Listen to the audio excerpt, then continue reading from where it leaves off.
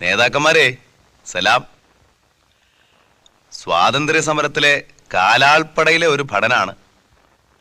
പേര് വൈക്കം മുഹമ്മദ് ബഷീർ. പിന്നെ ശകലം സാഹിത്യമുണ്ട്. അറിയാം അറിയാം. എനിക്കല്പം ഗൗരവമായ ഒരു കാര്യം അറിയാനുണ്ട്. നിങ്ങളുടെ ആരുടെയും കയ്യിൽ തേയിലയുണ്ടോ? അത് മാത്രം ഇവിടെ കിട്ടത്തില്ല. കക്കൂസിൽ പോകുന്ന പ്രശ്നമാണെങ്കിൽ ഹീരോ ഫ്രൂട്ട് താഴ്ത്തു തരാം. ഇല്ല, എനിക്കല്പം ചായ തന്നെ കുടിക്കണം. കട്ടൻ ചായ മതി.